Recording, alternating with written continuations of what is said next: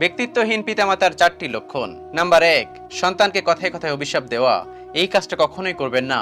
আপনার সন্তানকে কখনোই কথায় কথায় অভিশাপ দিবেন না। এটা কিন্তু ব্যক্তিত্বহীন পিতামাতার লক্ষণ, মনে রাখবেন। নাম্বার 2, সন্তানের সামনে বা তার সাথে মিথ্যা কথা বলা। এটা কখনোই করবেন না, কারণ আপনার এই মিথ্যা কথার কারণে আপনার সন্তান কিন্তু মিথ্যাবাদী হয়ে উঠতে পারে। আপনার সন্তানের সামনে কখনোই মিথ্যা কথা বলবেন না এবং আপনার সন্তানের কাছে কখনো মিথ্যা বলবেন না। এটা কিন্তু ব্যক্তিত্বহীন পিতামাতার লক্ষণ। নাম্বার 3, বাচ্চার সামনে সারাক্ষণ অন্যের দোষ ধরে বেড়ানো এবং অন্যকে নিয়ে সমালোচনা করা। এটা কখনোই করবেন না। এটা করলে কিন্তু আপনার সন্তানের মধ্যে একটা নেতিবাচক প্রভাব পড়বে। এটা কখনোই করবেন না। এটা কিন্তু ব্যক্তিত্বহীন পিতামাতার লক্ষণ। এবং নাম্বার 4, সন্তানের পিছনে লেগে থাকা এবং গোয়েন্দাগিরি করা। এটা কখনোই করবেন না। আপনার সন্তানকে ভালোবাসুন, দেখুন আপনিও আপনার সন্তানের কাছ থেকে ভালোবাসা পাবেন। তা না হলে কিন্তু আপনিও ওই ব্যক্তিত্বহীন পিতামাতার লক্ষণের কাতারে পড়বেন। Be careful. আপনার সন্তানকে ভালোবেসে আপনার সন্তানকে মানুষ করার চেষ্টা করুন।